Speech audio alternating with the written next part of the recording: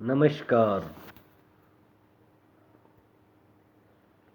जीतारण पाली जिले का वह तहसील मुख्यालय जो जिले में सबसे ज़्यादा गवर्नमेंट को रेवेन्यू देने वाली तहसील के रूप में जाना जाता है। लेकिन इस जेतारण तहसील में क्या सच में विकास के कार्य होते हैं? क्या सच में शिक्षा का स्तर अच्छा है? क्या सच में कोई अनैतिक कार्य नहीं होते? या फिर क्या सच में प्रशासन जनता के प्रति गंभीर है? क्या सच में विकास के नए आयाम स्थापित हो रहे हैं? या फिर क्या सच है? सच वो नहीं जो आए दिन झूठा अखबारों में और लोगों को बताया जाता है।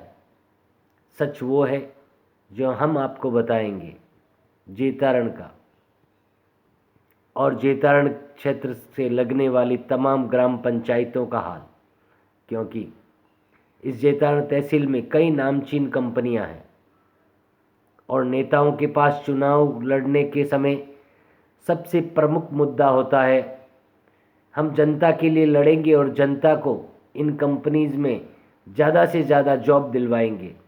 ये आम नेताओं का सबसे पहला भाषण होता है। जनता बड़ी खुश होती है, जनता भावनाओं में आकर नेताजी को वोट देकर जितवा देती है। लेकिन नेताजी इसी जन समर्थन के नाम पर उन कंपनियों पर दबाव बनाकर स्वयं का व्यापार स्थापित कर लेते हैं और जनता ठगी सी देखती रह जाती है। क्या ये है नेताओं का ईमान? क्या इसीलिए कस्में खाते हैं राजनीति में आने की? राजनीति में आने से पूर्व अक्सर नेता जन सेवा का दावा करते हैं, लेकिन सत्ता मिलने के बाद, कुर्सी मिलने के बाद यही नेता जनताओं के दुख दर्द से मुंह मोड़ लेते हैं। जेतारण आज से नहीं, जेतारण के विधायक को सरकार में हमेशा प्रतिनिधित्व मिला है, लेकिन किसी भी नेता ने, किसी भी विधायक ने जेतारण तहसील की काया पलट करने की कोशिश कभी नहीं की। जिन नेताओं का स्तर, आर्थिक स्तर एक मध्यम और सामान्य था, वही नेता सत्ता में आने के बाद कई करोड़ों की फैक्ट्रीज और कई कंपनीज के मालिक बन गए और बड़े पूंजीपति घरानों में उनकी गिनती होने लगी। नेताजी ने स्वयं का विकास तो कर लिया, लेकिन क्या जनता हमेशा हर 5 साल बाद ऐसे ही ठगी सी महसूस करती रहेगी? या फिर जेतारण की जनता में कुछ उबाल आएगा और इन नेताओं से सवाल जवाब करेगी जनता? या फिर ऐसे ही मूक दर्शक बनकर देखती रहेगी? कब तक सहन करोगे? आपको पता है अत्याचार सहन करना भी अपराध है। इस जेतारण तहसील में क्या नहीं होता? अवैध गोरख धंधे सब फल फूल रहे हैं। बस दुखी है तो नेकी ईमानदारी से चलने वाली जनता। रात के अंधेरे में हर अवैध कार्य, हर अवैध खनन जोरों पर चलता है। अवैध खनन करने वालों को किसी का खौफ नहीं, क्योंकि प्रशासन से उनकी होती है साठगांठ। और प्रशासन और अवैध खनन करने वाले जब एक हो जाएं तो उन्हें रोकने वाला कौन? जनता तो जनता है, जनता का क्या? बस यही सोचकर अधिकारी और व्यापारी अपना अवैध खनन का धंधा ऐसे ही जोरों पर चलाते रहते हैं। लेकिन क्या जेतारण की जनता इतनी सुस्त है? क्या जेतारण की जनता में शिक्षा का ज्ञान नहीं? या फिर जेतारण की जनता प्रशासन से डरती है? या फिर जेतारण की जनता उन राजनेताओं से? किन कारण के चलते जेतारण की जनता हर तरह का गुनाह देख रही है लेकिन चुप है? मेरे सामने फूलमाल गांव के तकरीबन 20 लोग आए थे और उन लोगों ने नेताजी को बताया था कि साहब हमने सैकड़ों बार एसडीएम कोर्ट में लिखित में अवैध खनन के विरुद्ध शिकायत दर्ज कराई है, लेकिन हमारी कोई नहीं सुनता। संपूर्ण गांव इकट्ठा होकर आने के बावजूद उनकी शिकायतों का निवारण नहीं होता। जेतारण तहसील के उपखंड कार्यालय में, ये केवल उपखंड कार्यालय की बात नहीं है, जेतारण के तमाम सरकारी कार्यालयों का यही हाल है। लेकिन जनता की आवाज़ सुनने वाला कोई नहीं। आखिर ये कब तक रहेगा?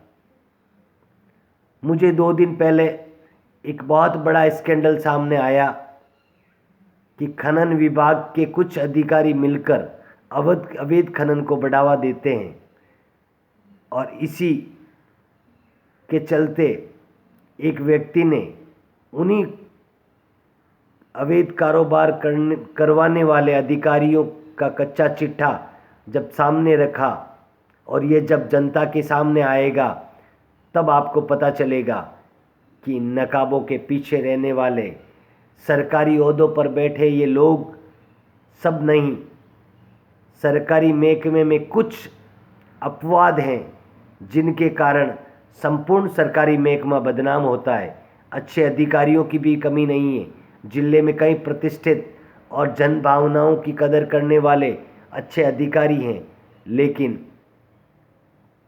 कुछ ऐसे बिकाऊ लोग भी हैं जो अपनी जेब और अपने स्वार्थ के लिए कुर्सी पर बैठकर नाजायज़ कामों को बढ़ावा देते हैं।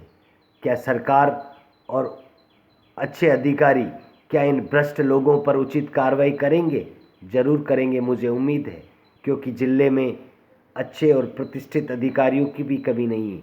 पुलिस महकमे में भी कई प्रतिष्ठित आला अधिकारी बैठे हैं जो हर संभव न्याय के लिए तत्पर रहते हैं, जनता के दुख दर्द में हमेशा तत्पर रहते हैं।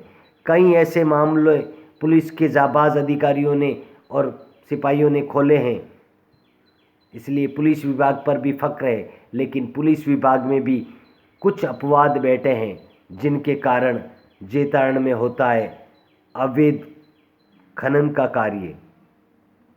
इसीलिए तो मैं कहता हूँ कि पुलिस के कुछ कर्मचारी, प्रशासनिक क्षेत्र के कुछ लोग और खनन विभाग के कुछ लोगों के कारण संपूर्ण प्रशासनिक तंत्र बदनाम होता है।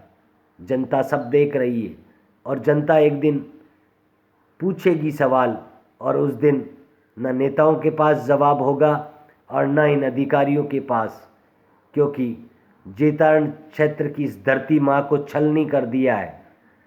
नदियों में खनन पर सुप्रीम कोर्ट की रोक है, उसके बावजूद जेतारण क्षेत्र की प्रमुख नदियाँ खोद डाली गई है।